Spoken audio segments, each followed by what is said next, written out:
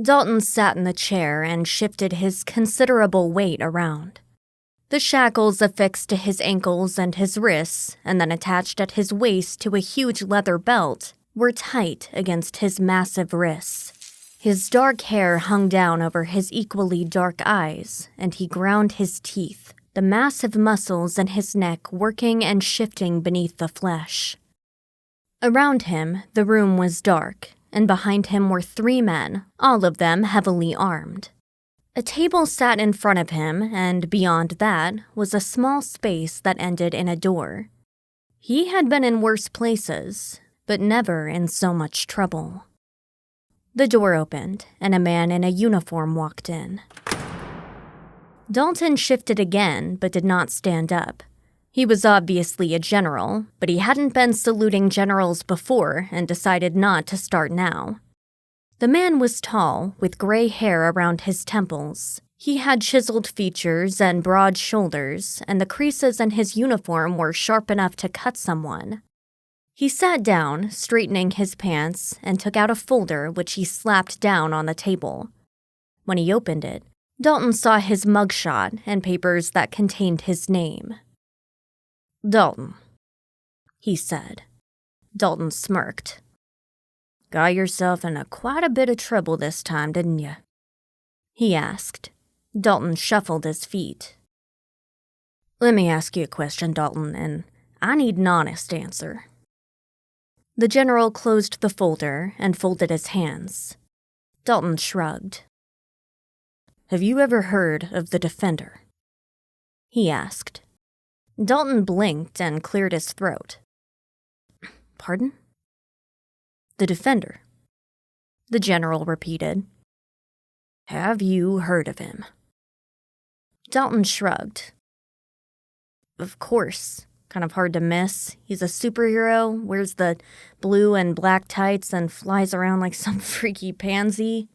Super strong, super fast, can fly, run fast, shoot beams from his eyes. Yeah, he's also supposedly indestructible and supposedly from another planet." The general nodded. "Yes, that would be him. Good. Glad when you aren't committing crimes while wearing a uniform, you follow the real world. Now, I have to tell you something, and then make you an offer. If you refuse to take the offer, well, I have here in my pocket a needle and syringe. When I inject you with it, you'll forget this entire conversation ever took place. Plus, there is the off chance that you could end up a drooling vegetable. Now, do you want to hear this?" Dalton shrugged. "The man you know as the Defender was, indeed, an alien from another planet. Life on his planet was dying, and his people sent him here. When he got into our atmosphere, it was discovered that he had vast powers. The U.S. military found him, raised him, groomed him, and then turned him over to a consortium of the most powerful businessmen in the world. They created his image, his costume, and decided what his backstory should be, and then he set out to defend the world. That's the part that you and most of the world actually know. Now, here's the part that you don't." The general shifted in his seat and leaned forward. "He arrived here on this planet nearly 70 years ago. He was vastly powerful and nearly indestructible except for one thing. The energies his body released were burning him out. He only had roughly 15 years before it completely burned him out, and he died." Dalton frowned. "What? But he's still out there, flying around and doing stuff." The general smiled. "Before he died, the man known as the Defender worked with our top scientists and created a kind of process.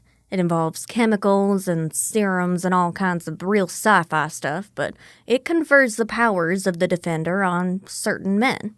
These men are selected for their health and body type and, quite frankly, their overall appearance and how much it resembled the Defender. Then they get the power of the Defender, work for us and the businessmen that I mentioned, and serve the greater good for all of humanity. See, the man originally known as the Defender died ages ago. But the myth, the thing that gives people hope, well, that goes on." Dalton blinked. "Why are you telling me this?" The general looked at the papers on his folder.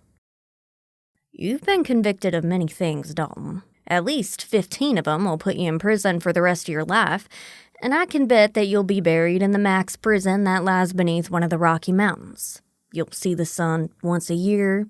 You'll be buried, Dalton. He closed the folder and folded his hands again. If you agree, we'll give you the powers and abilities of the Defender, he said.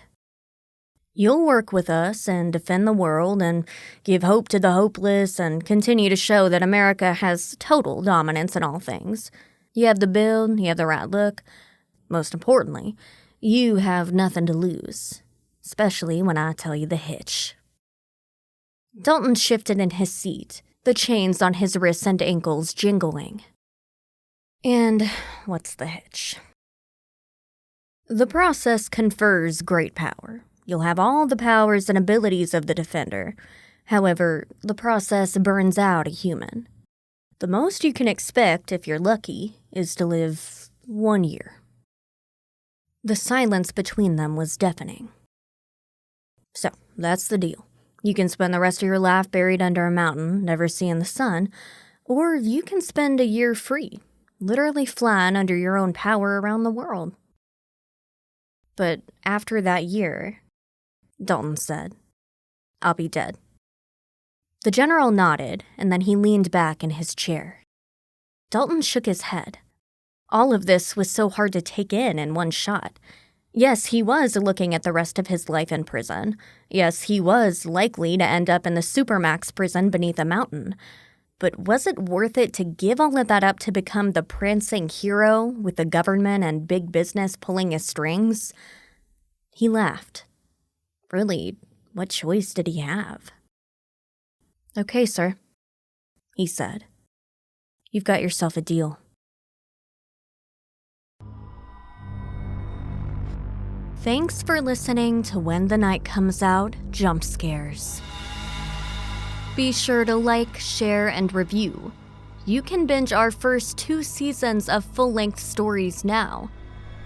Until next time, try to stay safe when the night comes out.